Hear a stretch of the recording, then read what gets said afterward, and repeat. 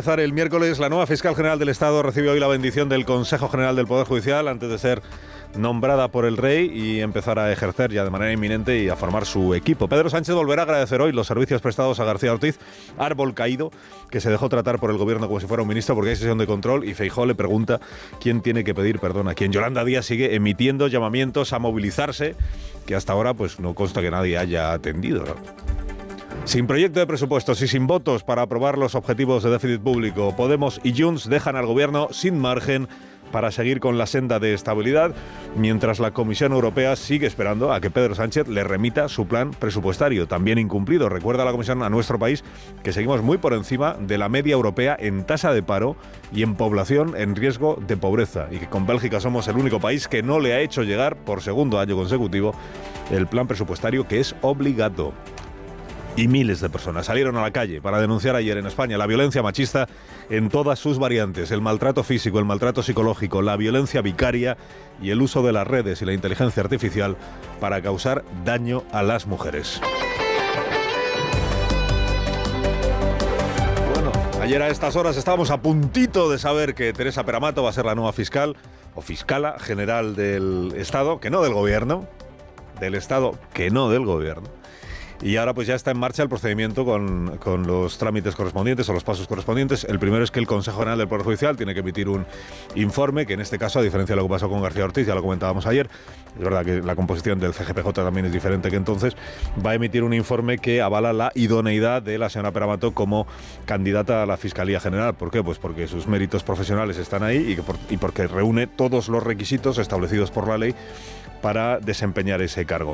Lo siguiente es que tiene que examinarse en el Congreso de los Diputados, otro examen que tampoco es vinculante, pero tiene que ir allí a responder a las preguntas que se le quieran hacer, y luego ya pues será el rey don Felipe quien firme el nombramiento de Teresa Peramato. Ayer, como escuchamos aquí, lo que se ha visto es que desde las asociaciones profesionales de fiscales no ponen ningún obstáculo, o no objetan, más que obstáculo, objeción a la figura de Teresa Peramato, porque su carrera es conocida y porque su trayectoria es conocida y porque sus méritos profesionales están ahí, por tanto en ese sentido no hay nada que objetar.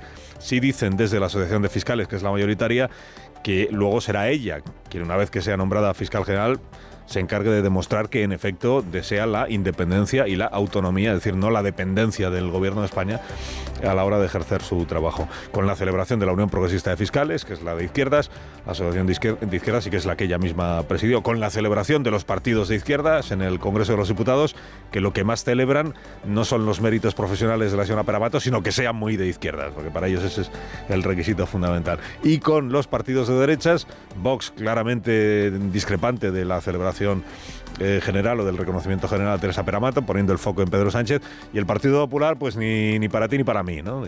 Vamos diciendo, bueno, vamos a ver cómo se desempeña, pero claro, aquí el problema es que Pedro Sánchez es quien dirige la Fiscalía General del Estado, o quien intenta dirigirla. Bueno, si fuera el único presidente de gobierno que hemos tenido que ha intentado dirigir la Fiscalía General del Estado. Ayer en rueda de prensa, después del Consejo de Ministros, el ministro Félix Bolaños pues halagó también a García Ortiz, destacó su brillantez, su vocación de servicio, su dedicación personal, su defensa de la verdad y del cumplimiento de la ley. Cuidado que está condenado por haberla incumplido. O sea.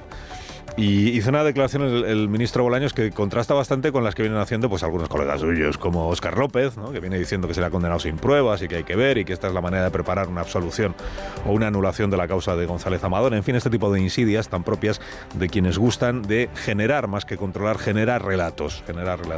Dijo el ministro de Justicia que, a pesar que, como además todavía no se conoce la sentencia y por tanto los fundamentos, pero que en todo caso se trata de que no se ponga bajo cuestión o bajo sospecha al Tribunal Supremo, o al menos a todo el Tribunal Supremo, porque no deja de ser un elemento no deja de ser generar desconfianza en la justicia española. El Tribunal Supremo es nada menos que el tribunal más alto de la jerarquía en nuestro país. Creo que sería bueno para todos, también para el propio Tribunal Supremo, que la sentencia se conociera cuanto antes, y que con independencia de esa sentencia, de la que ya conocemos el fallo, insisto en la importancia de respetar y no generar desconfianza generalizada sobre una institución tan importante como es el Tribunal Supremo y la justicia en general. Digo que esto contrasta con otras declaraciones de sus colegas de gabinete. He hablado de Óscar López, pero podríamos hablar también de Yolanda Díaz. De hecho, hablemos de Yolanda Díaz, la vicepresidenta 2 del Gobierno de España, que lleva 5 días insistiendo en llamar a la movilización ciudadana y defendiendo el derecho que ella tiene a defender que se celebren manifestaciones. Lo que pasa es que nadie termina de saber de qué manifestaciones habla. O sea, cuáles son las movilizaciones o que va a convocar o que su organización política va a promover, porque manifestaciones que se hayan celebrado hasta ahora dignas de tal nombre es que no ha habido. Bueno, no se sabe de qué habla la vicepresidenta, pero ella insiste en hablar y en defender que es que las calles no son de la derecha y de la ultraderecha, que las calles también son de la izquierda y que por tanto está en su derecho de pedir a los ciudadanos. Ella dice que salgan a defender la democracia. En realidad lo que está diciendo es que salgan a criticar o a desautorizar al Tribunal Supremo de España. Las calles no son de la extrema derecha en nuestro país. No lo han sido nunca, ni lo van a ser ahora. E igual que hacen llamamientos ellos a las movilizaciones, nosotros tenemos el derecho legítimo a decirle al pueblo español que salga a defender la democracia. El problema es que si llevas 5 días llamando al pueblo español a que salga a la calle y no sale, igual es que el pueblo español tampoco te hace mucho caso a ti, ¿no? En tus llamamientos, ¿no? Derecho a llamar a la movilización. ¿Qué estaría diciendo Yolanda Díaz si el Partido Popular o Vox, ante una sentencia del Tribunal Constitucional, que es el que tiene mayoría del otro signo, hay mayoría de izquierdas, qué estaría diciendo si la derecha o las derechas llamaran a la movilización contra una sentencia del Tribunal Constitucional diciendo que hay que defender la democracia?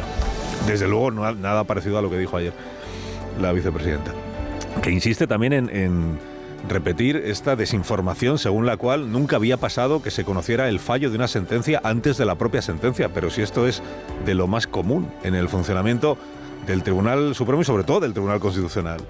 Adelantar el fallo y luego ya, unos días después, que es lo que va a pasar ahora, que se conozca la sentencia. Igual en este caso lo llamativo es que se haya explicitado que la sentencia, cuando se difundió el fallo, no estaba aún escrita, pero que se difunda después viene siendo bastante habitual. Bueno, el Tribunal Supremo, por cierto, ayer lo que hizo fue avalar el nombramiento de Dolores Delgado como fiscal de sala en materia de derechos humanos. Había un recurso presentado por la Asociación de Fiscales, pero ha desestimado ese recurso. Y dices, pues para estar controlado el Supremo por las derechas y querer el mal del gobierno y de la Fiscalía General anterior, pues en este caso no parece, porque Dolores Delgado ya ha sido avalada. Se había alegado que había incompatibilidad porque Baltasar Garzón, que es su marido, dirigía una asociación pro derechos humanos. Bueno, ya no la dije, total, que al final Dolores Delgado va a seguir en su puesto y dice el Tribunal Supremo que bien nombrada está.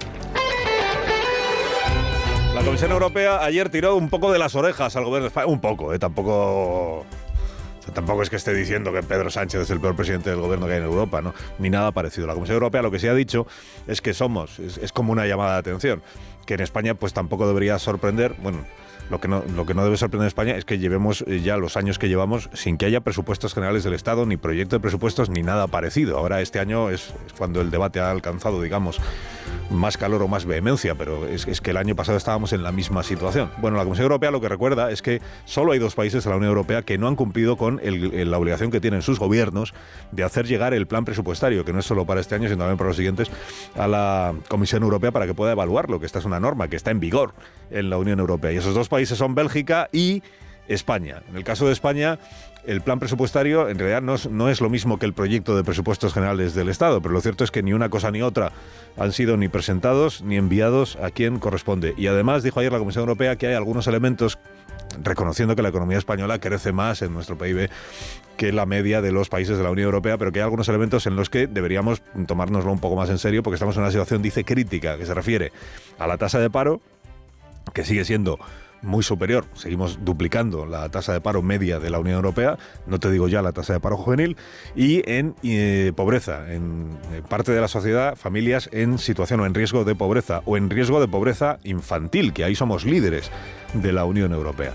Bueno, mañana se va a votar en el Congreso de los Diputados la senda de estabilidad, que son los objetivos de déficit público y de deuda que ha aprobado el Gobierno. Ha aprobado el Gobierno consigo mismo y con los gobiernos autonómicos que son de su cuerda, pero que tiene en contra a los gobiernos autonómicos del Partido Popular. Ahora tiene que pasar por el Congreso de los Diputados.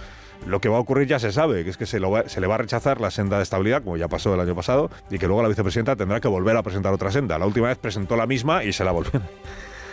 Esta vez, este año, está por ver si se pone a la tarea y hace el esfuerzo de, una vez que se la rechacen, de presentar una senda de estabilidad diferente. Pero bueno, Podemos ya ha dicho que se va a abstener y Junts ya ha dicho que va a votar en contra, de tal manera que la aprobación no va a producirse. Y dice la señora Montero que, bueno, hay que reconocer que Junts tiene siempre la última palabra. Yo creo que tiene que hablar Junts. Junts es el que tiene siempre, por supuesto, el voto, la última palabra, y por tanto tendrá que hablar. Yo, por la primera aproximación que ha hecho Junts y otros grupos políticos, entre ellos el Partido Popular, entiendo que la senda de estabilidad no saldrá. La vicepresidenta dice, Junts tiene la última palabra, o sea que es Junts, según la vicepresidenta, la responsable de que no vayan a salir adelante los presupuestos, pero luego de quien habla es del Partido Popular, cumpliendo un poco con la tradición del actual gobierno de oposición al PP en España. 25 de noviembre fue el día de ayer, lo contamos aquí, el Día Mundial contra la Violencia sobre la Mujer, o la violencia machista, o la violencia de género, y hubo manifestaciones en todas las grandes ciudades de nuestro país con miles de personas, hombres y mujeres, mujeres y hombres, que denunciaban la situación que sigue existiendo en todas las variedades posibles de maltrato a la mujer. Si duele no es amor, es un maltratador. Si duele no es amor, es un maltratador. Hubo la ministra Ana Redondo en hubo dos manifestaciones en Madrid, también en otras ciudades, fruto de la división que hay entre los movimientos feministas. En la lectura de uno de los manifiestos, la ministra tuvo que escuchar críticas, por lo que algunas asociaciones consideran una gestión muy desastrosa de las pulseras telemáticas. Se escucharon gritos en ese momento de ministra, dimisión. Alsina.